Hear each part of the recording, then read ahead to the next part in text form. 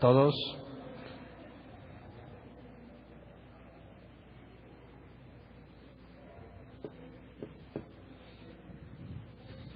Al fin ya sé cuántas partes va a haber.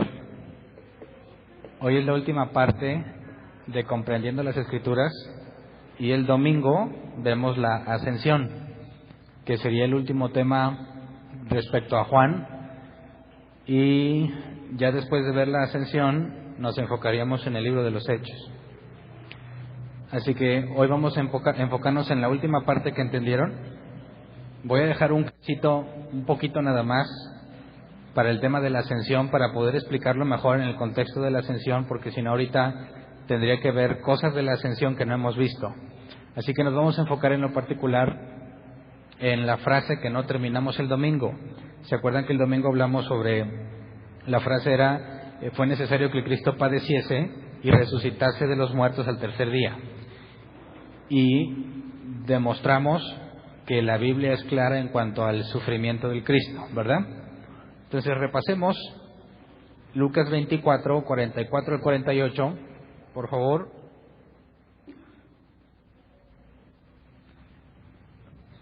Para poder situarnos en el contexto y acordarnos de lo que hemos estado viendo. Lucas 24, 44 y 48. Dice: les dijo, estas son las palabras que os hablé, estando aún con vosotros, que era necesario que se cumpliese todo lo que está escrito de mí en la ley de Moisés, en los profetas y en los salmos. Entonces les abrió el entendimiento para que comprendiesen las Escrituras. Y les dijo: así está escrito, y así fue necesario que el Cristo padeciese y resucitase de los muertos al tercer día, y que se predicase en su nombre el arrepentimiento y el perdón de pecados en todas las naciones, comenzando desde Jerusalén. Y vosotros sois testigos de estas cosas. Entonces, como resumen, ya analizamos, y la primera parte que analizamos fue el versículo 47, que dice: y que se predicase en su nombre el arrepentimiento y el perdón de pecados. Pero lo que vimos, lo vimos nada más en cuanto a los israelitas, no vimos nada en cuanto a todas las naciones, y comenzando desde Jerusalén. Y precisamente eso es de lo que quiero hablar en la ascensión, porque cuando Jesús sube, les deja una encomienda a los discípulos, y es ahí donde quiero tomarlo como excusa para ver lo que el Antiguo Testamento dice de esto, pero con el contexto de la ascensión. Y lo que nos vamos a enfocar hoy es en cuanto a la resurrección, que dice el versículo 46, así está escrito, y así fue necesario que el Cristo padeciese y resucitase de los muertos al tercer día. Entonces, enfoquémonos en estudiar qué dice el Antiguo Testamento sobre la resurrección y sobre específicamente la resurrección al tercer día. Entonces, como quiera, el domingo les di tips mientras leíamos las profecías sobre el sufrimiento del Cristo. Hubo ciertos puntos que dejaban en claro que había sucedido algo, está sufriendo y de repente ya no sufre, o aún cosas más directas que vamos a ver el día de hoy, pero el domingo, como quiera, les estuve dando avances de lo que veríamos hoy. Recordemos el Salmo 22, vamos a Salmo 22, versículo 17 al 22. El Salmo 22 lo analizamos, ¿verdad?, a profundidad el domingo. Y nada más les mencioné esta parte que quiero que leamos hoy. Dice: contar puedo todos mis huesos. Estoy leyendo la versión 60. Entre tanto, ellos me miran y me observan. Repartieron entre sí mis vestidos y sobre mi ropa echaron suertes. Mas tú, Jehová, no te alejes, fortaleza mía, apresúrate a socorrerme. Libra de la espada mi alma, del poder del perro mi vida. Sálvame de la boca del león y líbrame de los cuernos de los búfalos. Y luego el versículo 22 hace un cambio completamente. Ya no se muestra como sufriendo, incluso habla en futuro. Dice: anunciaré tu nombre a mis hermanos, en medio de la congregación te alabaré. ¿Cómo es que, y analizamos el domingo, cómo es que está en tal punto de sufrimiento, y dice que va a anunciar como si tuviera todavía algo pendiente? Está sufriendo, parece que va a morir, y deja ver que aún va a hacer más cosas. Aquí algunos pueden decir: bueno, ¿cómo le haces para que tengas a un Mesías sufriente y luego después diga que tiene planes a futuro? O sea, que lo que está sucediendo, él sabe que no va a terminar con su vida, pareciera. O sabe que a pesar de llegar hasta este punto, como quiera iba a haber una historia futura. Y luego vamos a Isaías 53, que también lo analizamos el domingo, pero aquí hay otro dato interesante, Isaías 53, 8 al 12. Esto es todavía más literal y directo. Dice, por cárcel y por juicio fue quitado, y su generación, ¿quién la contará? Porque fue cortado de la tierra de los vivientes, y por la rebelión de mi pueblo fue herido. Y se dispuso con los impíos su sepultura, mas con los ricos fue en su muerte, aunque nunca hizo maldad, ni hubo engaño en su boca. Pausa. Entonces, aquí directamente nos dice que fue cortado de la tierra de los vivientes. Y que fue sepultado, según el versículo 9. O sea, directamente nos está diciendo que el Mesías, el Cristo, moriría. Murió y fue sepultado, es lo que nos dice directamente, sin duda alguna, ¿verdad? Dice el versículo 10, con todo eso, Jehová quiso quebrantarlo, sujetándolo a padecimiento. Cuando haya puesto su vida en expiación por el pecado, verá linaje, vivirá por largos días, y la voluntad de Jehová será en su mano prosperada. Entonces aquí todavía es más interesante. ¿Cómo es que después de poner su vida, vivirá muchos días? ¿Verdad? ¿Qué implica? Que primero pones la vida y luego después vas a vivir por largos días. Y dice el versículo 11, verá el fruto de la aflicción de su alma y quedará satisfecho. Por su conocimiento justificará a mi siervo justo a muchos y llevará las iniquidades de ellos.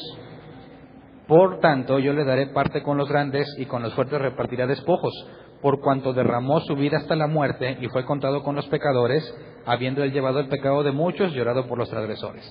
Entonces aquí directamente nos dice que por cuanto se murió, va a ser exaltado. Pero ¿cómo va a ser exaltado si está muerto? ¿Cómo va a ver su descendencia y se va a sentir feliz si se murió? Yo he leído que algunos tratan de decir que en el espíritu, ¿verdad? Se murió y luego su alma va a ver lo que pasó y se va a poner feliz. No, no puede ser. Porque el domingo analizamos las profecías sobre el Mesías que va a gobernar, y va a gobernar como un hombre, no como un espíritu, no como un alma de un muerto, sino como un hombre. Jesús mismo dijo que Él sería el Hijo de Hombre que viene en las nubes. Entonces, ¿qué se requiere para que, según la profecía en Isaías 53, mueras y después de morir, según aquí, justificará a muchos y vivirá por largos días, y la voluntad de Jehová será en su mano prosperada? Aquí implica una resurrección, ¿cierto?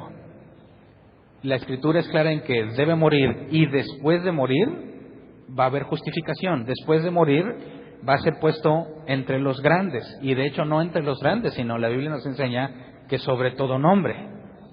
Entonces, imagínate que los judíos leen este pasaje los judíos de aquel tiempo leen este pasaje y no saben lo que Jesús va a hacer. Jesús, imagínate que todavía está vivo, no saben que va a morirse. Ellos están esperando al Mesías triunfante. ¿Se acuerdan que el domingo vimos dos Mesías? Que la tradición judía piensa que son dos personas. Judíos ortodoxos piensan que son dos personas porque obviamente no quieren aceptar la resurrección. Si dijeran que las dos personas son el mismo, tendrían que concluir que el Mesías primero sufriría, moriría y después tendría que resucitar. Pero como ellos no quieren aceptar eso, entonces piensan que son dos: un Mesías que va a sufrir y un Mesías que va a vencer. Y que muy probablemente vendrán al mismo tiempo, o primero el que sufre, pero nadie se va a dar cuenta, y después va a venir el que va a reinar. Pero en la Escritura nunca habla de dos. Y ese es el asunto que Jesús plantea. No son dos, soy yo nada más. Jesús dijo que Él es el único camino, el único medio entre Dios y los hombres. Él es la puerta. Y cuando Jesús dice que Él es el Mesías, entonces las profecías del Mesías sufriente, que le llaman Mesías Ben Yeshua, o Yeshua, Ben Yeshua, que es Josué, Mesías hijo de José, el que sufre, como José el soñador fue despreciado por sus hermanos, fue vendido como esclavo, y en su momento Dios lo exaltó, pero no lo exaltó encima del faraón, sino después de faraón. Y vemos en el Nuevo Testamento que Jesús no fue exaltado por arriba del Padre, ¿verdad? Sino que siéntate a mi diestra, a la mano derecha del Padre. Entonces vemos una analogía. Los judíos, antes de saber de Jesús, antes de que Jesús viniera al mundo, ya habían visto que José el soñador era un prototipo del Mesías, basado en lo que hemos leído donde se dice que padecería. Entonces decían, el Mesías, hay una imagen del Mesías en José el Soñador, pero también hay una imagen muy clara del Mesías como David, que vence a Goliat, que triunfa. Entonces, Mesías hijo de David y Mesías hijo de José son las interpretaciones que se le han dado para tratar de determinar por qué la Escritura habla de que sufriría, pero de que triunfaría. Lo que Jesús dice es que no son dos, sino uno solo. Y si es un solo Mesías, la única explicación para estas dos formas de ver al Mesías es que primero se tiene que llevar a cabo una y luego la otra. Y Isaías 53 dejan claro que primero daría su vida y luego sería puesto entre los grandes. Así que no se lo inventó Jesús, ni es Jesús el que lo quiere acomodar, sino que el propio Isaías lo dice literalmente en los versículos que acabamos de leer. Por haber puesto su vida, por morir a causa de nosotros, sería puesto entre los grandes. Entonces, esto elimina la idea de que son dos y nos lleva a la conclusión de que tiene que haber una resurrección. Pero, ¿se acuerdan que cuando analizamos que Jesús se apareció a sus discípulos, hay que entender qué es la resurrección? Porque resucitar no es lo mismo que a que alguien se muera y regrese de entre los muertos como un alma chocarrera o como un alma en pena. Eso no es resucitar. Tampoco es que alguien se muera y luego viene en un perro o viene en otra persona. Eso no es resurrección, eso es reencarnación, ¿verdad? ¿Qué implica la resurrección? Que es el mismo cuerpo que tenía. Si no es el mismo cuerpo, no es resurrección. ¿Sí me explico? Entonces, Jesús murió y resucitó y lo veían y lo reconocían. Imagínate que Jesús se hubiera manifestado de una forma distinta, con una forma física completamente diferente a la que los discípulos vieron. ¿Ellos pensarían en la resurrección? No hubiesen entendido la resurrección.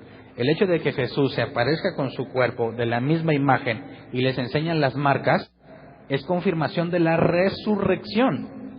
Entonces, cuando resuciten los santos, ¿qué implica? ¿Nos vamos a parecer o vamos a ser completamente diferentes? Bueno, si es resurrección, tenemos que ser los mismos. Ahora, no es exactamente el mismo cuerpo, porque el cuerpo nuevo no tiene la maldición que se recibió en Adán. Y es un cuerpo como el de Jesús, que es lo que queremos o lo que quiero adentrarme más adelante en la ascensión. Pero tendríamos que reconocernos y salen otras dudas. Por ejemplo, si un niño muere y en la resurrección seguirá siendo niño, como los vampiros. No pasa, ¿quién ha visto películas de vampiros? Qué malos cristianos que están haciendo bien películas. Pónganse a leer la Biblia. ¿Qué pasa? Que si un vampiro es transformado cuando es niño se queda niño, ¿no? Bueno, en las películas más modernas. Y si lo transformaron viejo, pues se queda viejo. Bueno, si tú te mueres joven y viene el momento de la resurrección, ¿resucitarás joven? Si te moriste anciano, viene la resurrección, ¿resucitas anciano? Ahí hay cosas raras, ¿no? Entonces, pero tenemos que ser los mismos. Así que la Biblia no nos dice exactamente cómo va a suceder, pero si entendemos, bueno, voy a avanzar un poco en ese tema. Cuando se te da un cuerpo nuevo, dice que el sol ya no te va a quemar, ¿verdad? Ni te das tristeza, ni dolor, ni llanto. O sea que las reglas de la física ya no te aplican. Nosotros envejecemos porque estamos muriendo. ¿Sí me explico? Desde que naces empiezas a morir. Por eso es que tu cuerpo va creciendo. Nosotros le llamamos crecimiento, pero realmente es la muerte. Es la muerte de tu cuerpo, pero te toma varios años, a menos que una enfermedad se adelante, un accidente. Pero si no hay ningún factor que te quite la vida por adelantado, desde que naces empiezas a morir hasta el momento en que tu cuerpo completamente queda inservible. Pero el envejecimiento es la muerte del cuerpo. Si tu cuerpo ya no muere, ¿envejeces? No. Entonces, si un niño muere y resucita con un cuerpo nuevo, no podría seguir siendo niño, porque ya no hay muerte en ese cuerpo. Entonces, algunos piensan, y yo concuerdo, aunque la Biblia no lo dice directamente, que tendríamos una especie de Adán, creado siendo niño o siendo adulto. Dice, pues, edad madura, porque tenía capacidad de reproducirse. tenía capacidad de desempeñar un trabajo. Dios lo dotó de todo lo que necesitaba para hablar, para cultivar, para nombrar a los animales, para indagar, porque fue Adán quien les puso el nombre. Tenía todos los atributos de una persona madura, no en cuanto a la edad, sino en cuanto a la capacidad. Entonces, cuando tengamos el nuevo cuerpo, no puede aplicar que si estás viejo, que si estás joven. Es una creación nueva como Adán. Así que nos reconoceremos. Pues bueno, mira, si yo me voy viejo, cuando me veas me vas a ver en mi punto. Ni tan joven ni tan viejo, o sea, en la flor de la vida. Que para los judíos, tengo entendido, es alrededor de los 30 años, 30, 33 años, que es cuando Dios dijo que un sacerdote podía empezar sus funciones. Entonces, ¿quién anda en los 30? Levanta su mano. No, los quemo, ¿verdad? Esas son la edad en la que Dios dice, ahora sí, ponte a trabajar para mí, a los sacerdotes. ¿Y a los cuántos años Dios le consideraba ya la jubilación? A los 50. ¿Quién tiene más de 50? No, levanta la mano. Bueno, entonces, en este punto, hasta Isaías 53, que es lo que vimos el domingo, es claro que primero tenía que morir y luego sería puesto con los grandes, ¿verdad? Así que es innegable que si el Cristo es uno, es innegable que tiene que morir y luego tiene que resucitar. Pero, si te fijas, en Isaías 53 salen unas preguntas que quise que nos las hiciéramos para entender las palabras que Jesús dijo en cierto punto, que ya las vimos, pero creo yo que después de entender esta parte van a quedar más claras para nosotros, porque nos dice Isaías 53, versículo 10, con todo eso Jehová quiso quebrantarlos, sujetándolo a padecimiento. Cuando haya puesto su vida en expiación por el pecado, verá linaje, vivirá por largos días, y la voluntad de Jehová será en su mano prosperada. Fíjate que hay una voluntad después de morir. ¿Cuál es esa voluntad? Según Isaías 53, tiene que morir, y luego la voluntad de Dios va a ser prosperada en su mano. O sea que el Mesías, después de morir, tiene una voluntad del Padre que cumplir. ¿Me explico? Leamos lo que dijo Jesús en Juan 6, 39 y 40. Juan 6, 39 al 40 dice, y esta es la voluntad del Padre, el que me envió, que todo lo que me diere no pierda yo nada, sino que lo resucite en el día postrero. Y esta es la voluntad del que me ha enviado, que todo aquel que ve al Hijo y cree en Él tenga vida eterna, y yo lo resucitaré en el día postrero. Entonces, según Jesús, ¿cuál es la voluntad del Padre que tiene que llevar a cabo después de morir? ¿Cuál? Resucitar a todos los que le dio. Entonces, fíjate hasta dónde alcanza Isaías 53. Isaías 53 nos dice, morirá, y después la voluntad del Señor será en su mano prosperada. O sea, después de morir, lo que Dios deseó, el Cristo lo va a cumplir. ¿Y qué es cuál voluntad es esa que tiene que cumplir después de morir? Jesús lo dijo a toda la gente, resucitar a los que el Padre me dio. Entonces, fíjate cómo las palabras de Jesús armonizan perfectamente con lo que Isaías 53 dice. Y luego vamos a Juan 10, 17 y 18. Dice, por eso me ama el Padre, porque yo pongo mi vida para volverla a tomar. Nadie me la quita, sino que yo de mí mismo la pongo. Tengo poder para ponerla y tengo poder para volverla a tomar. Este mandamiento recibí de mi Padre. Y armoniza con Isaías 53 perfectamente. Isaías 53 es muere y después cumple la voluntad. Y Jesús dice, lo que el Padre me dio de autoridad, el mandamiento que me dio, yo lo hago, pongo mi vida y después la vuelvo a tomar. Y ya leímos que una vez que vuelva a tomar su vida, cumplirá la voluntad del Padre. Y eso nos debe dar seguridad si es que somos ovejas de Jesús, ¿verdad?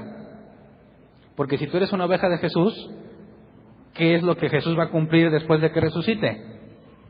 Me va a hacer resucitar. Fíjate, hasta este punto, ¿depende de mí? No, ¿de quién depende que yo resucite en el día postrero? De Jesús. ¿Podría yo arruinarle sus planes? Así como aquí un asterisco, aplican restricciones. No. Jesús llevará a cabo la voluntad del Padre, de todos los que el Padre le dio. Los que son de Jesús, no fallará, lo resucitará en el día postrero. Así que podemos tener la confianza de que hay alguien más poderoso que nosotros que ha decidido salvarnos. Porque si fuese puesto en tus manos, ¿te salvarías? Definitivamente no, nadie. Ninguno de nosotros podríamos ser capaces de sostenernos. Como muchos cristianos erróneamente llegan a la conclusión de que tú le tomas la mano al Padre, ¿verdad? Y cuando cometes un pecado, le soltaste la mano y te fuiste. Y dices, ando apartado de Dios. Bueno, eso es un error, no tiene base bíblica, porque no eres tú quien agarra al Padre, sino el Padre quien te tiene a ti. Oye, pero me aparté. Bueno, eso crees tú, porque no lo ves. Pero dice, estaré con ustedes todos los días, hasta el fin del mundo. Nunca te puedes apartar de Dios, nunca, si eres su oveja. No hay forma. ¿Quién te separará del amor de Cristo? Ni lo alto, ni lo profundo, ni las potestades, nada. Así que tú nunca te apartas de Dios, nunca. Siempre está contigo. ¿Por qué? Porque esa es la voluntad del Padre que Jesús debe llevar a cabo, resucitarte el día final, que no pierda ninguno. Y más que usarlo como excusa para pecar, aquellos que pecan, de aquí todos pecan, ¿verdad? ¿Hay alguien que no peque? Ok. Entonces, ¿qué esperanza tienes si siempre pecas? ¿Cómo le vas a hacer para cumplir con el estándar si siempre pecas? No se puede. Quien ya se dio cuenta que es un pecador obstinado y que encima te gusta pecar, aunque no quieres, te es agradable pecar, sabes que estás en el hoyo y que jamás podrías cumplir con lo que Dios pide. ¿Cómo le vas a hacer para llegar a la estatura de Cristo si siempre pecas? ¿Cómo le vas a hacer para estar a la altura de Él? Nunca lo podrías hacer. Así que depositas tu confianza en Él, sabiendo que es Él quien va a trabajar en ti para resucitarte el día final, y que la obra que comenzó en ti, Él la terminará, porque es Él, mediante la vida que llevas y las circunstancias que Él ha puesto para ti, te va moldeando, y podemos descansar en que, aunque somos miserables, como el apóstol Pablo dice, miserable de mí, no puedo dejar de hacer lo malo, sigo haciéndolo, la única confianza y esperanza que tengo es su fidelidad. Quien piense que la puede hacer y que puede esforzarse para llegar a la estatura de Cristo, no va a entender estos pasajes, ¿verdad? Porque todavía cree que puede, pero le falta darse cuenta que no puede. ¿Quién de aquí ya se dio cuenta? ¿O todavía tienes esperanza de que eres un buen cristiano? Quien haya intentado diligentemente ser bueno, se da cuenta de lo malo que es. Si nunca has intentado ser bueno, piensas que eres bueno. No te das cuenta de lo malo que eres. Pero cuando dices, a partir de hoy, ahora sí, ni un solo pecado, te vas a dar cuenta de lo miserable que eres. De la maldad inmensa que hay en ti. Entonces, quien realmente quiere hacer la voluntad de Dios, llega a la conclusión de que no puede. Y entonces, pasajes como estos, donde Jesús dice, esta es la voluntad del Padre, y la llevamos a Isaías, donde Jesús muere, y al resucitar, dice Isaías, la voluntad del Padre se cumplirá. El Cristo lo hará, resucitará a todos los que el Padre eligió. Así que podemos tener confianza en eso. Pero ahora veamos pasajes que no vimos el domingo. Vamos a Daniel 9, 24 al 26. Fíjate cómo cuando Jesús está hablando con la multitud en Juan 6, les está diciendo cosas muy profundas que la gente de ahí quizás ni pescó y nosotros las podemos leer y tampoco. Pero cuando tienes frescas o en la mente las profecías y luego analizas lo que Jesús dijo, todo empieza a tener sentido. ¿Sabes por qué lo dijo? Vayamos a Daniel 9, 24 al 26, dice, 70 semanas están determinadas sobre tu pueblo y sobre tu santa ciudad, para terminar la prevaricación y poner fin al pecado, y expiar la iniquidad, para traer la justicia perdurable, y sellar la visión y la profecía, y ungir al santo de los santos.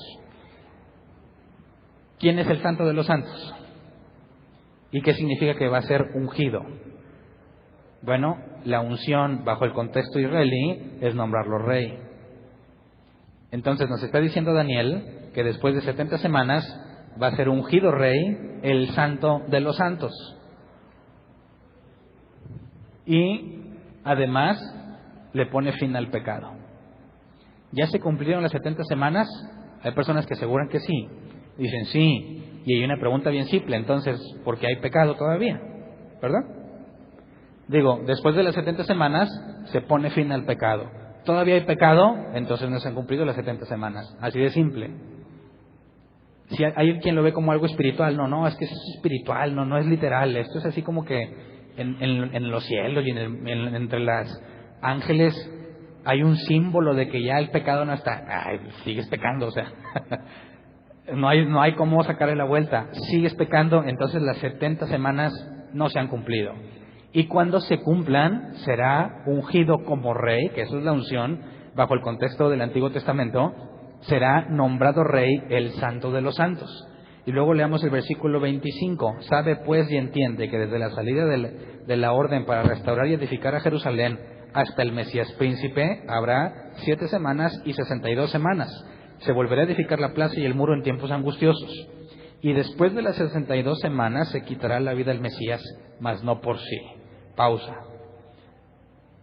Entonces, el propio Daniel está diciendo que faltando una semana, o sea, 69 semanas, faltando una semana, va a venir, no acabo de leer el pasaje, acabamos de leerlo para poder explicarles, dice, quitará la vida del Mesías, mas no por sí, y el pueblo de un príncipe que ha de venir destruirá la ciudad y el santuario, y su fin será con inundación, y hasta el fin de la guerra durarán las devastaciones.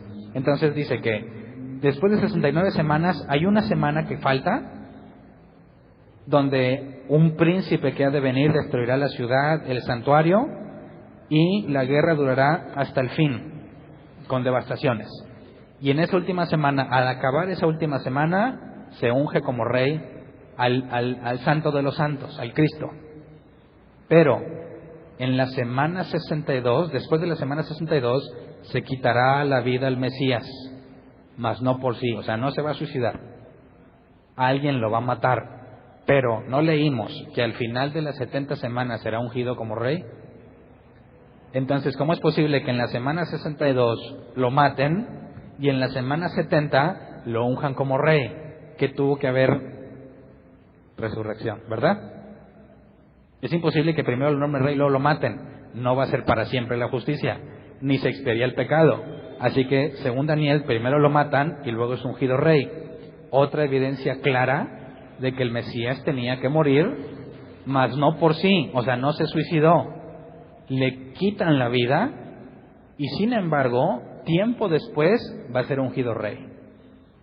Y es lo que Jesús dijo: iré, prepararé morada, ¿verdad? Volveré por ustedes.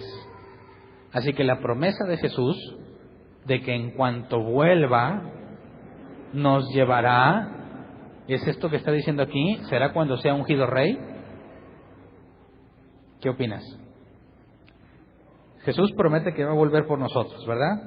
Y dice: estoy preparando morada, vendré por ustedes y los llevaré allá. Pero cuando vemos las profecías del Mesías, cuando el Mesías venga, va a reinar y aquí se va a quedar. Entonces, cuando se cumpla la semana 70 y el Mesías venga ya como rey, ¿nos va a llevar con él? No. Porque cuando el Mesías venga, aquí se va a quedar. Entonces, ¿cuándo vamos a ir con él? Ahí está otro secreto que más adelante vamos a ver, que no está en el Antiguo Testamento, y Pablo dice es un secreto oculto desde los siglos, que no se había revelado. Tú te sentirías mal si tú aseguras que tienes toda la palabra de Dios, o sea, el Viejo Testamento, y luego viene Jesús y dice cosas que no estaban aquí. ¿Te quejarías? Dirías, pues no se vale, ¿por qué no lo dijiste todo desde el principio? ¿Te molestaría? Imagínate que tenemos el Nuevo Testamento y de repente Dios le revela algo a otra persona y dice, esto me lo dijo Dios, y no viene el Nuevo Testamento. ¿Le creerías? Bueno, pues es lo que dicen los mormones, ¿no? Con José Smith, que le dio una revelación superior a la Biblia. ¿Le crees? Pues bueno, ¿quién más lo vio? No, pues nomás él. ¿Y qué te dijo? No, pues que esto es más chido que la Biblia. ¿Le crees? ¿Cómo sabes que es cierto? ¿Cómo analizas la evidencia? Tú tienes aquí la Biblia, el Nuevo Testamento y todo. Analízalo históricamente, lo que tú quieras. Pero lo que se le dijo a José Smith, nada más él lo vio. ¿Cómo le hacemos para comprobarlo? No hay forma. Ahora, ponte en el lugar de los judíos. Viene Jesús, ellos no creen nada de Jesús. Y les dice, esto estaba oculto desde siempre. ¿Le crees? Y dice, pues, a ver, ¿cómo lo voy a validar? Bueno, la diferencia está en que lo que Jesús dijo, también lo encuentras aquí. También está profetizada la resurrección, pero no es el tema de hoy. Más adelante nos meteremos ese tema. Pero hasta aquí Daniel nos dice que al final de la semana 70 vendrá como rey. Hay cosas que Jesús dijo que van a suceder que no están aquí, nada más era un tip de en cuanto a que hay más cosas que investigar al respecto. Pero entonces, según Daniel, moriría, o sea, lo matarían y después sería ungido como rey, otra prueba de la resurrección. Luego vamos a Salmos 16. Salmos 16, 8 al 10. Aquí está hablando David. Dice, a Jehová he puesto siempre delante de mí, porque está a mi diestra no seré conmovido. Se alegró por tanto mi corazón y se gozó mi alma. Mi carne también reposará confiadamente, porque no dejarás mi alma en el Seol, ni permitirás que tu santo vea corrupción. Ahora, esto lo está hablando David. ¿Nos está hablando del Cristo y del Mesías? ¿O está hablando de él mismo? ¿Cómo podríamos saber si esto está hablando del Mesías? Porque si está hablando del Mesías, está diciendo que no permitirá que vea corrupción. ¿David está hablando de sí mismo o no? Dejemos que Pedro, el apóstol Pedro, nos lo explique. Vayamos a Hechos 2. Hechos 2, 22 al 37. Leámoslo en la Nueva Versión Internacional porque trae palabras más claras, pero en esencia la traducción sigue igual. Dice, pueblo de Israel, escuchen esto. Jesús de Nazaret fue un hombre acreditado por Dios ante ustedes con milagros, señales y prodigios, los cuales realizó Dios entre ustedes por medio de él, como bien lo saben. Este fue entregado según el determinado propósito y el previo conocimiento de Dios, y por medio de gente malvada, ustedes lo mataron clavándolo en la cruz. Sin embargo, Dios lo resucitó, librándolo de las angustias de la muerte, porque era imposible que la muerte lo mantuviera bajo su dominio. En efecto, David dijo de él, veía yo al Señor siempre delante de mí, porque Él está a mi derecha para que no caiga. Por eso mi corazón se alegra y canta con gozo mi lengua, mi cuerpo también vivirá en esperanza. No dejarás que mi vida termine en el sepulcro, no permitirás que tu santo sufra corrupción. Me has dado a conocer los caminos de la vida, me llenarás de alegría en tu presencia. El mismo salmo que acabamos de leer, ¿verdad? Dice el versículo 29, hermanos, permítanme hablarles con franqueza acerca del patriarca David, que murió y fue sepultado, y cuyo sepulcro está entre nosotros hasta el día de hoy. Era profeta y sabía que Dios le había prometido bajo juramento poner el trono a uno de sus descendientes. Fue así como previó lo que iba a suceder. Refiriéndose a la resurrección del Mesías, afirmó que Dios no dejaría que su vida terminara en el sepulcro, ni que su fin fuera la corrupción. A este Jesús Dios lo resucitó y de ello todos nosotros somos testigos. Exaltado por el poder de Dios y habiendo recibido del Padre el Espíritu Santo prometido, ha derramado esto que ustedes ahora ven y oyen. David no subió al cielo y sin embargo declaró, dijo el Señor a mi Señor, siéntate a mi diestra hasta que ponga a tus enemigos por estrado de tus pies. Por tanto, sépanlo bien todo Israel, que a este Jesús a quien ustedes crucificaron, Dios lo ha hecho Señor y Mesías. Cuando oyeron esto, todos se sintieron profundamente conmovidos y le dijeron a Pedro y los otros apóstoles, hermanos, ¿qué debemos hacer? Así que Pablo nos explica por qué el Salmo no puede aplicarse a David. ¿Por qué? Porque David se murió y ahí se quedó. Y dicen, y ahí está su tumba, dice Pedro. Ahí pueden ir a verlo, constatarlo. Y David dijo que no dejaría que se quedara en el sepulcro. Así que dice Pedro, no estaba hablando de él, estaba hablando del Mesías. Así que esta es una alusión también directa. Moriría, pero no se quedaría ahí.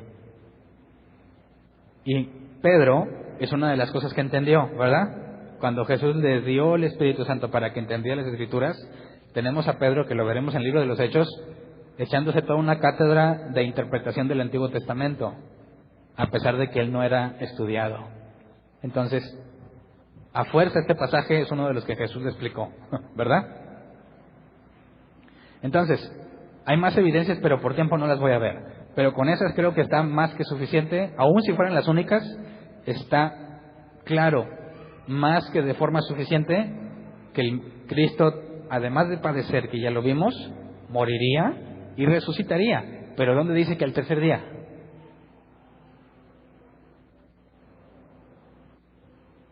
En todos los pasajes que leímos nunca dice cuántos días estaría muerto.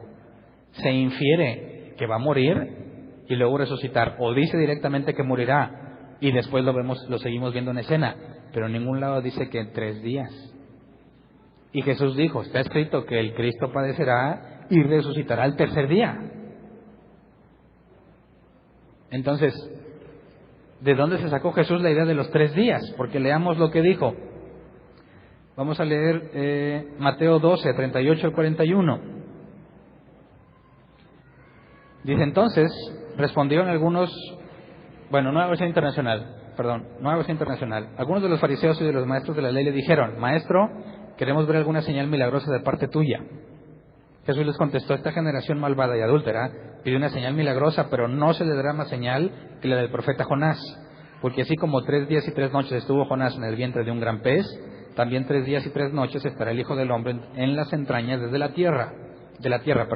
Los habitantes de Nínive se levantarán en el juicio contra esa generación y la condenarán, porque ellos se arrepintieron al escuchar la predicación de Jonás, y aquí tienen ustedes a uno más grande que Jonás. Así que Jesús dice que como Jonás, 3 días. ¿Puedes usar este pasaje para demostrar que el Mesías resucitaría después de 3 días? No, porque es el Nuevo Testamento. Acuérdate que Jesús nos dijo que estaba en Moisés, en los Salmos y en los profetas. Entonces no cometas el error de tratar de usar estos pasajes como una prueba de que resucitaría el tercer día, porque no son una prueba, ¿verdad? Estas son cosas que Jesús estaba diciendo. Luego vamos a Juan 2, 19 al 22. Dice, destruyan este templo, respondió Jesús, y lo levantaré de nuevo en 3 días. Tardaron 46 años en construir este templo, ¿y tú vas a levantarlo en 3 días? Pero el templo al que se refería era su propio cuerpo. Así pues, cuando se levantó de entre los muertos, sus discípulos se acordaron de lo que había dicho y creyeron en la Escritura y en las palabras de Jesús. Fíjate que aquí hace referencia a los 3 días como algo que la Escritura dice. Entonces, fíjate cómo Juan nos adelantaba lo que nos dijo al final. Bueno, no nos lo dijo directamente, nos dice que recibieron el Espíritu Santo, ¿verdad? Pero aquí nos dice Juan que se acordaron y creyeron en la Escritura y en la palabra de Jesús. Pero según Lucas, Jesús dijo que se les abrió el entendimiento, ¿verdad? Si se acuerdan, cuando le vimos lo que sucedió después de la última cena, Jesús les prometió el Espíritu Santo y les dijo, cuando venga, les enseñará y les hará recordar lo que les dije. ¿Y qué es lo que está diciendo Juan? Que cuando resucitó, se acordaron y creyeron en la Escritura. Las dos cosas que Lucas nos dijo que sucedieron. Tendrían las Escrituras y Jesús dijo que el Espíritu Santo te haría recordar lo que ya había dicho. Así que Juan está haciendo referencia a lo que sucedió cuando recibieron el Espíritu Santo. Pero lo que nos interesa el día de hoy es saber por qué dice que creyeron en la Escritura. Si en ningún momento ninguno de los pasajes donde leímos sobre la resurrección nos dice que serían 3 días. Así que Jesús usó 2 ejemplos. Usó a Jonás y dijo que el templo él lo levantaría en 3 días, pero no citó ninguna escritura. Ahora, cuando citó a Jonás, el hecho de que Jonás haya estado en el pez 3 días y 3 noches, ¿era una profecía? No, no es una profecía. Está narrando lo que le pasó a Jonás y para nada tiene que ver con el Mesías. Así que Jesús no está diciendo que Jonás profetizó, sino que al igual que Jonás estuvo 3 días y 3 noches, también él. Así que no te confundas, Jesús no está citando equivocadamente a Jonás. Jesús está usando a Jonás como una figura de lo que le va a suceder. Pero no podemos tampoco usar a Jonás como prueba de los 3 días, ¿verdad? Porque Jonás y el Mesías no tienen nada que ver. Entonces, he escuchado o me ha tocado leer algunos debates y retos públicos donde ateos públicamente retan a cualquiera a que traiga algún pasaje en el Antiguo Testamento donde se diga que después de 3 días resucitará el Mesías. Y dicen que hasta les va a dar cantidades de dinero. Y nadie ha podido hacerlo. Porque no hay ningún pasaje en la Escritura que diga eso. Ninguno. Aparentemente tenemos un problema, porque Jesús dijo que así está escrito. Si no hay un solo pasaje que diga cuántos días estaría muerto el Mesías. Entonces, quisiera que hagamos dos cosas. La primera es tratar de entender o tratar de explicar por qué 3 días. Y veamos lo que la Biblia enseña sobre 3 días. Hay casos muy particulares en la Biblia que tienen que ver con 3 días y personas que sufren y luego son libradas. Veamos un caso. Génesis 42, 15 al 19. Una versión internacional, porque están más claros y no estamos haciendo tanto énfasis en el original. Dice: y con esto lo vamos a comprobar, les juró por la vía del faraón, que de aquí no saldrán con vida, a menos que traigan a su hermano menor. ¿Quién está hablando aquí? José, el soñador. Dice, versículo 16, manden a uno de ustedes a buscar a su hermano, los demás se quedarán en la cárcel, así sabremos si es verdad lo que dicen, y si no es así, por la vía del faraón, ustedes son espías. Jesús los encerró en la cárcel durante 3 días.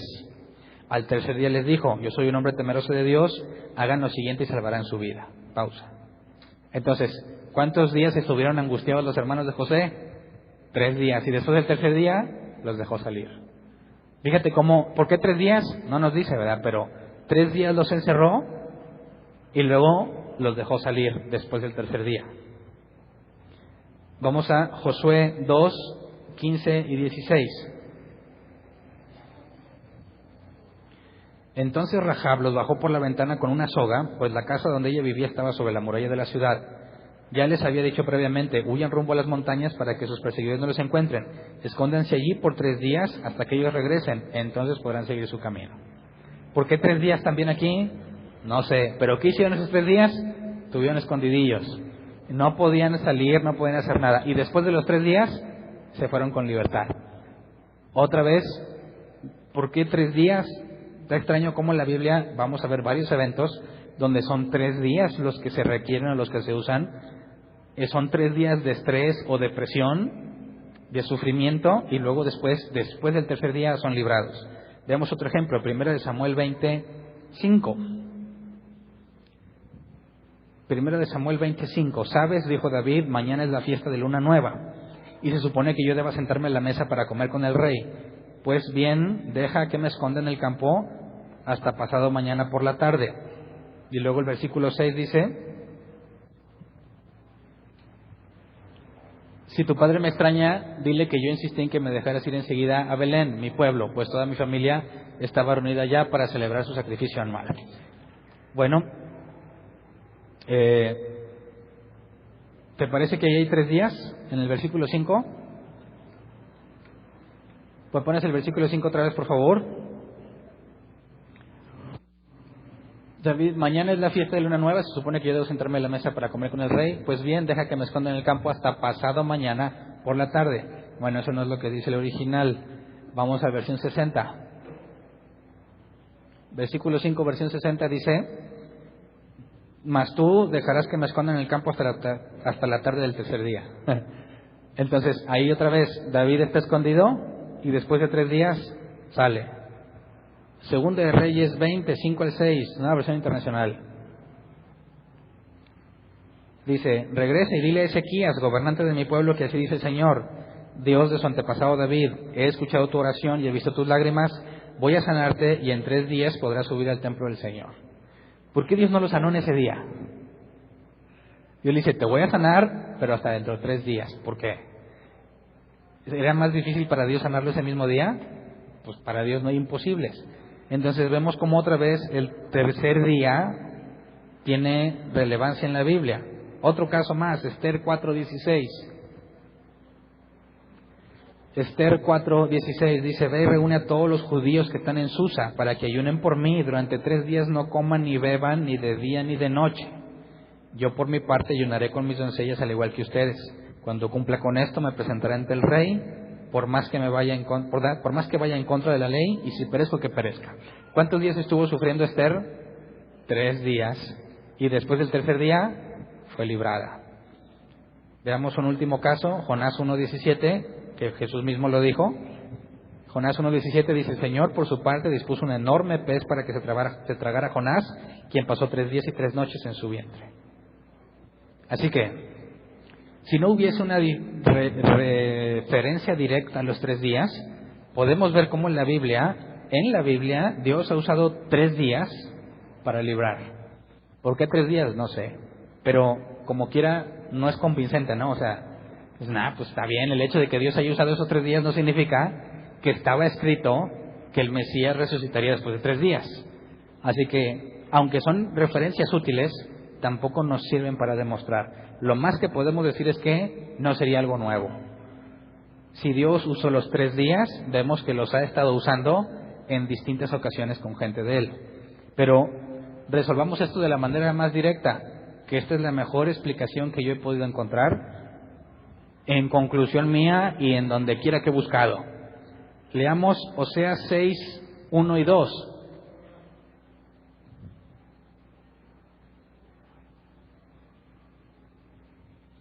Vengan, volvámonos al Señor. Él nos ha despedazado, pero nos sanará. Nos ha herido, pero nos vendará. Después de 2 días nos dará vida y el tercer día nos levantará y así viviremos en su presencia. Versión 60, me gusta más como lo dice, es más directo y apegado al original. Dice, nos dará vida después de 2 días. En el tercer día nos resucitará y viviremos delante de Él. Ahora, ¿de quién está hablando? Porque Él mismo se incluye. No está hablando del Mesías, ¿verdad que no? Está hablando de los israelitas. Y Él mismo se incluye. Nos arrebató, nos curará, nos hirió y nos vendará. Nos dará vida después de 2 días, en el tercer día nos resucitará y viviremos delante de Él. Se incluye Él y a todos los israelitas. Si tú lees Oseas, todos los capítulos anteriores, se encarga de decir toda la maldad de los israelitas y cómo Dios los destruyó. Y en este pasaje dice que los resucitará, ¿verdad? Al tercer día. Ahora vamos a Isaías 53, 5. Dice, mas Él herido fue por nuestras rebeliones, molido por nuestros pecados. El castigo de nuestra paz fue sobre Él y por su llaga fuimos nosotros curados. Así que aquí se establece una relación, ¿verdad? Cuando leímos Isaías 53, ¿por quién fue molido? ¿Por quién fue herido? ¿En el lugar de quién? Del pueblo de Dios. Cuando Oseas se incluye hablando sobre que Jehová te arrebata, Jehová te hiere, pero luego después te va a restaurar y resucitará el tercer día, habla de todos los israelitas, y eso nunca ha pasado con los israelitas. ¿Cuándo han resucitado? Dentro de 3 días. Nunca, así que no está hablando de ellos. ¿Pero de quién está hablando? Bueno, Isaías 53 nos dice que todo lo que debió hacerle los israelitas, el Mesías lo sufrió él mismo. Así que, ¿de quién está hablando Oseas? Exactamente la misma lógica, ¿recuerdan del Salmo que leímos, el Salmo, ¿qué era?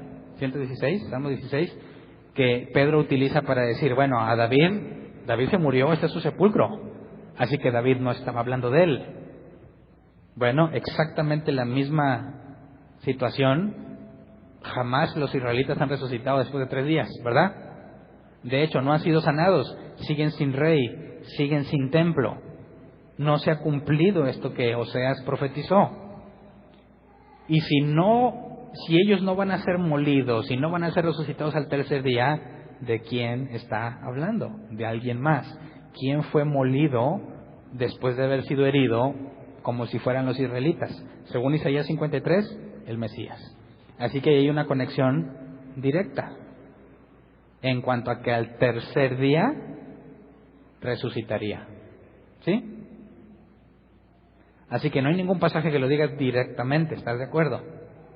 Pero cuando vemos la forma en la que Pedro interpretó el Salmo, aplicamos eso mismo a la profecía de Oseas y, primero, podemos validar que históricamente eso jamás se ha cumplido, ¿verdad? No han sido restaurados.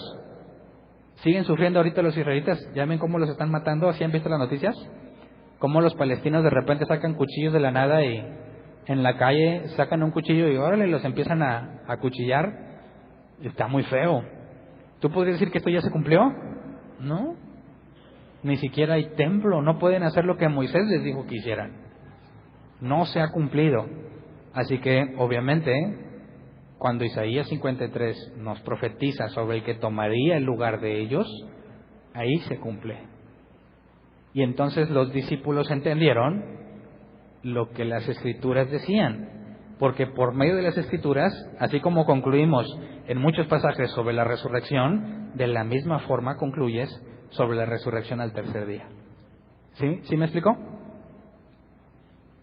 Entonces, la resurrección del Mesías es algo, no nada más claramente, algo claro en la Escritura, sino algo indispensable para que se cumpla la Escritura. Si el Mesías va a ser ungido rey, primero tiene que morir. Y se murió, tuvo que resucitar. No hay de otra. ¿Tú crees que el Mesías aún no viene? Tienes problemas con lo que Daniel dijo. Porque después de dar muerte al Mesías, Daniel dijo que se destruiría el templo, ¿verdad? Y el templo ya fue destruido. Si el Mesías todavía no viene, bueno, el Mesías que esperas no es el que Daniel dijo, ¿verdad? ¿Sí me explico? Si entendemos lo que Daniel dijo, y el templo, el segundo templo al que hace referencia, ya fue destruido, el Mesías ya tuvo que haber venido. Si no me quieres creer que es Jesús, pues es otra cosa. Pero es imposible que no haya venido, porque el templo ya fue destruido. Así que cualquiera que esté esperando que el Mesías apenas venga a sufrir, no tiene sentido. Entonces, ¿quién es el único personaje? Fíjate, no he llegado a esta parte y la vamos a ver el domingo si Dios quiere, pero dice que se predicaría a las naciones, ¿verdad? Supongamos que el Mesías ya vino. ¿Cómo sabrías que el Mesías ya vino? Bueno, por medio de ese Mesías, las naciones conocerían a Dios, ¿verdad? ¿Quién es el judío más famoso en toda la historia? Además de Einstein, que es muy famoso. Ahora, ¿Einstein llevó a la gente a Dios? No. ¿Quién es el único judío famoso que ha llevado a la gente a Dios? Jesús. No hay ningún otro. No hay judío más famoso que él. Así que imagínate, bueno, está bien, no crees que sea Jesús. Bueno, el templo ya se destruyó, así que el Mesías ya vino, ¿verdad? Entonces, ¿quién cumple con los requisitos del Mesías si es que ya vino? Si tú me dices que es otro judío que por ahí anda, o que ya se murió, pues Jesús le lleva muchísima ventaja, ¿verdad? Aún comparándolo así con simple lógica, ningún otro podía quedar en el papel de Mesías, más que Jesús. Jesús es un judío que todo el mundo ha oído hablar de él. Y que por medio de él, por más que a los judíos ortodoxos no les guste, por medio de él, los gentiles hemos conocido a Dios, ¿verdad? Ahora, es el único personaje en toda la historia de la humanidad, que ha dicho, voy a morir y voy a resucitar. Mahoma, que es de allá de los amigos musulmanes, ahí está su tumba, ¿verdad? ¿Qué otro? Moisés, que es el máximo para los judíos, ahí está su tumba. Bueno, no sabemos dónde está, pues se murió, ¿verdad? Y ellos saben que está muerto. Buda, hubo un chorro de veces que se ha muerto porque reencarna. ¿Quién más? ¿Quién más le podría hacer competencia? Hasta ahí son las principales religiones. Entonces, a simple criterio, las cosas que Jesús dijo, ningún otro personaje en la historia las ha dicho. Jesús dijo que Él era sin pecado. Jesús dijo que Él tenía autoridad y lo demostró. Jesús hizo milagros, cosas que solamente Dios podría hacer. Jesús echó fuera demonios demostrando la autoridad, cosas que solo Dios podría hacer. Jesús cumplió las Escrituras, cosa que ninguna otra persona podría hacer. Y queda algo pendiente, ¿no? Que venga como Mesías triunfante. Por eso, en la ascensión, porque cuando Jesús está hablando con ellos es la primera vez que se le aparece a ellos, pero vamos a ver que en la ascensión estuvo 40 días con ellos y después subió. Cuando sube, se cumplen cosas específicas en cuanto a las profecías y otras cosas quedan pendientes. Y es ahí donde está nuestra esperanza. Si Jesús no resucitó, dice el apóstol Pablo, somos el caso más triste que podría haber. Porque si no resucitó, de nada sirve lo que hemos hecho, aprendido o creído. De nada sirve. Pero si Jesús resucitó, entonces se va a cumplir. Y el punto es que nadie en toda la historia de la humanidad ha dicho cosas semejantes y tiene tal influencia como la tiene Jesús aún hoy en día. Así que nuestra creencia en Jesús no es ciega, ¿verdad? No es yo creo porque tengo fe, no. Está claramente evidenciada en la Escritura. Y la Escritura la han analizado por muchos años, muchísimos años, y nadie ha podido desacreditarla. Así que tenemos evidencia bíblica y extra bíblica. Vete a la historia, ¿se acuerdan que les hablé de Josefus y otros historiadores? También hace referencia a las cosas que Jesús hizo. No hay ninguna otra religión en la que puedas examinar sus bases como los cristianos examinan la Biblia. Prácticamente todas las demás se basan en experiencias que unos cuantos vieron. No como en el caso de Jesús, que aún después de muerto lo siguen viendo. Entonces, aquí dejamos esta parte y demostramos que cuando Jesús dijo, está escrito que Cristo padecería y resucitaría en el tercer día, como la Escritura dice, es cierto, ¿verdad? Entonces, las dos cosas principales, que Cristo padecería, moriría, resucitaría el tercer día, y en su nombre se predicarán el perdón de pecados y el arrepentimiento. Lo que dijo es cierto y está fundado en la Biblia. Lo que nos falta es lo más importante para nosotros. Esto es un rudimento. Tienes que entender quién es Jesús, como los discípulos lo entendieron. Pero ahora, ¿qué haces con todo eso? Bueno, empezando desde Jerusalén a todo el mundo, esa es la parte en la que nosotros entramos. Esa es la parte en la que tenemos una tarea: ir y hacer discípulos a las naciones. Y es cuando tú puedes participar de lo que se profetizó.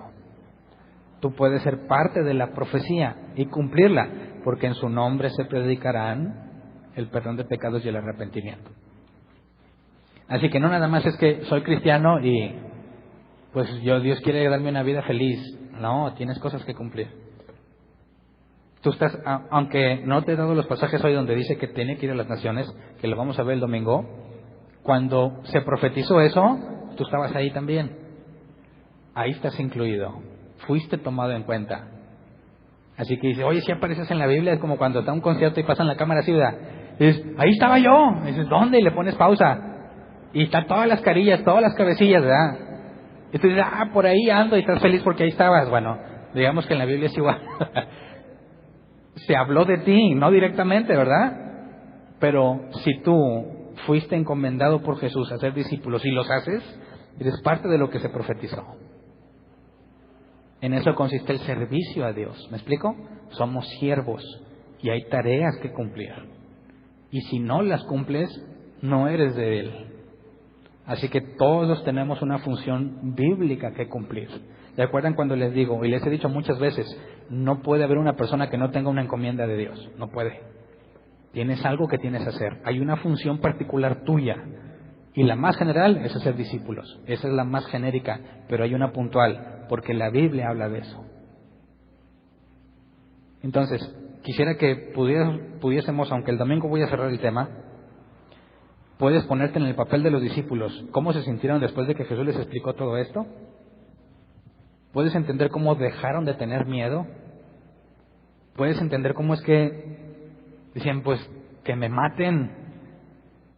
No me importa que me maten, yo voy a seguir fiel a Jesús, porque entendieron quién es Él. Y si le decían idólatras,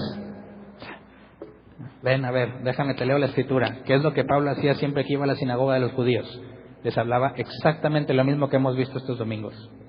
Y lo vamos a ver cuando leamos sus cartas. Iba a las sinagogas y los mismos pasajes que te he estado explicando son los mismos pasajes que Pablo explicaba a los judíos. Algunos le hacían caso, la gran mayoría no. Pero cuando iba a los gentiles, no les hablaba de esto. ¿Por qué no? Porque no tienen la más mínima idea. No le podía decir, mira, la ley de Moisés dice esto. ¿Qué es la ley de Moisés? No, pues no tiene caso que te diga eso, ¿verdad? Así que cuando yo digo que no es práctico es porque esto no vas a correr a evangelizar a una persona. Mira, Ezequías dijo esto y esto, y el nuevo se va a quedar, pues ¿qué? No te entiendo. No es algo que pones en práctica, pero es algo que tú debes de entender. Y si tú entiendes quién es Jesús, cuando hables de Él, vas a hablar de una manera mucho más profunda porque tienes un entendimiento mayor de quién es Él. Cuando te digan, no, mira, yo no creo en esas cosas. A mí me gusta tener la mente abierta, dicen los amigos ateos, ¿verdad? A mí me gusta investigar y tener evidencia. Pues vas a decirle, pues yo también. Yo no me la estoy creyendo porque alguien me dijo. Examínalo, lee la historia, agarra los textos, compara los originales. Es evidencia comprobable. No promuevas el cristianismo como algo que crees y que cada quien crea lo que quiera. No, si tú entiendes la evidencia que hay de Jesús, de quien tú crees, tú le puedes decir a cualquiera, ¿no me crees? Analízalo. No te andes con que a mí me gusta investigar. Bueno, investiga. Llega a tu conclusión. Y conocen así, bueno, C.S. Lewis, el que hizo los libros de Narnia. ¿Sí sabían que él era ateo? Y que fue convertido al cristianismo. ¿Y saben cómo fue convertido? Lo retaron a que investigara la Biblia. Él era ateo, a mí eso son puras mentiras, patrañas, yo no creo. Investígalo. Y cuando él se puso a investigar toda la evidencia, dijo que es innegable. Y hay muchos casos de muchos ateos que hablan muchas cosas, todo lo que más ahora que agarran muchas cosas de internet. No, que Jesús es una copia de Osiris y que la mitología griega, bueno, a ver, dame las evidencias. No hay, es mentira. Cuando los retas a que investiguen, que es la única, fíjate, podríamos llamarlo así, es la única creencia en toda la humanidad que puedes investigar. Todas las demás no hay tanta información, o son cosas habladas. Incluso el judaísmo ortodoxo, cuando analizas el Talmud y el Midrash y las cosas que ellos tienen, pues bueno, ellos mismos las escribieron y hay muchas cosas que no concuerdan y ellos mismos te dicen, no lo tomes literal, eso es nomás para que te imagines cosas bien chidas, pero eso no significa que Dios lo dijo. Los únicos que pueden decir esta es palabra de Dios, investígale, búscale un error, somos los cristianos, los únicos que pueden hacerlo. Y si tú puedes entenderlo, esperaría, como los discípulos, que la seguridad que tienes en Dios sea firme y que no tengas miedo a dudar. Oye, si te dicen algo que no entiendes, dile, déjame investigarlo. Y lo investigas y hay respuesta para que tu fe esté basada en Jesús, no en algo que te han contado. ¿Me explico? Entonces vamos a ponernos de pie.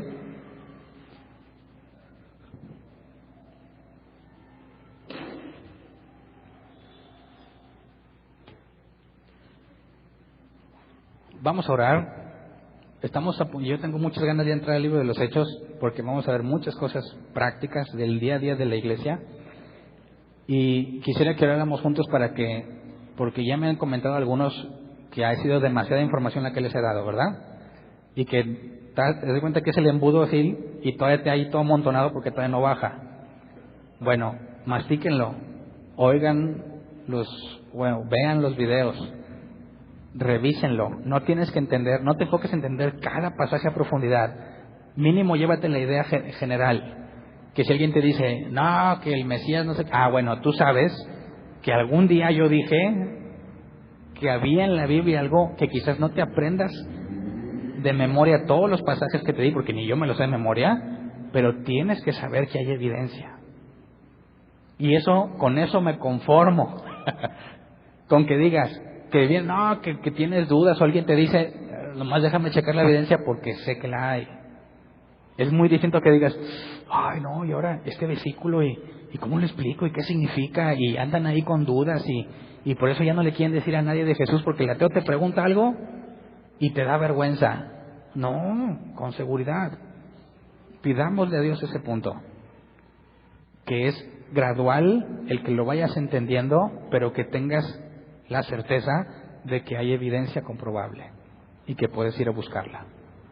Entonces, si tenemos esa seguridad basada en Dios, en sus propias escrituras, creo yo que cuando empecemos con el discipulado, que vamos a empezar, va a ser mucho más simple que entiendas lo que tienes que hacer. Todo lo que yo te he explicado, lo vas a tener que explicar tú. Cada quien a su tiempo, ¿verdad? Pero lo tienes que explicar. Esa es la única forma en la que se traspasa el conocimiento de la Biblia. Si tú vienes aquí y dices, sí aprendí, pero jamás lo compartes a otro, fue en vano. Tiene que existir ese mecanismo en el que lo que recibes, a otro que lleva un menos camino recorrido que tú, lo explicas. Y entonces estamos cumpliendo la comisión que vamos a ver que se nos encomendó, hacer discípulos. Y si hacemos eso, entonces ahora sí estamos plenamente funcionando como la iglesia primitiva, como la iglesia que estaban llevando los apóstoles. Mientras no tengamos esa forma de reproducir lo que estamos entendiendo, no podemos estar completos en cuanto a una iglesia bíblica. Y bueno, y es el enfoque de este año, ¿verdad? Así que yo sé, y me han dicho algunos de ustedes, que hay personas que ya tienen muchas ganas de empezar con eso. Y para mí eso es una señal excelente, porque es lo que le hemos estado pidiendo a Dios, ¿no? Que los que Él ha puesto, los que tienen las ganas, no estén en paz, aprendan y se pongan a trabajar. Entonces, pidamos nuevamente eso. Si tú tienes las ganas, que como varios ya me lo han externado, quieren hacerlo, yo no soy el que te va a decir qué hacer. Yo quiero que tú me digas, esto es lo que yo quiero hacer. Y si te pregunto por qué, me vas a tener que explicar por qué. No es de que, no, pues, mira, por eso, porque el aire viene para acá. No me digas cosas así. ¿Sabes qué? Yo creo que eso se me da. Aunque estés pésimo en lo que haces, pero que tú tengas la seguridad. A mí se me hace que esto es. ¿Por qué? ¿De dónde lo sacaste? No sé, quiero probarlo. No quiero que me digas, mira, Dios se me apareció y me dijo, Hernán, tú, no, tampoco. Porque luego vas a presionarte y vas a querer hacer algo espiritual. No. Cuando Dios te ha dado algo, aquí tienes algo que te empuja. Así de simple. No es tan espiritual. Aquí tienes algo que te empuja a hacerlo, que te gusta hacer, que te llama la atención. Y tú dices, aquí hay algo que me mueve a hacerlo. Esa es razón suficiente. Si tú eres un humano depravado, jamás querrías eso. ¿Estás de acuerdo conmigo? Entonces, dile a Dios, quémame por dentro. Que me queme. Muéstrame claramente en qué debo de enfocarme. Y una vez que lo tengas, por favor me lo comentas. Para poder empezar a sondear cómo nos organizamos y empezar a replicar lo que Dios nos encargó este año. Entonces, oremos por eso, ¿sí? Vamos a orar, Señor. Sabemos que tú tienes un día especificado para cada uno de nosotros en los que vienes a buscar fruto, porque nos has dado todo lo suficiente para generarlo. Sabemos del Salmo 1 que damos fruto a su tiempo. A los que les ha llegado el tiempo, Señor, a los que has puesto todo lo necesario para que den fruto, queremos pedirte que pongas la parte final, que hagas que brote ese fruto del árbol.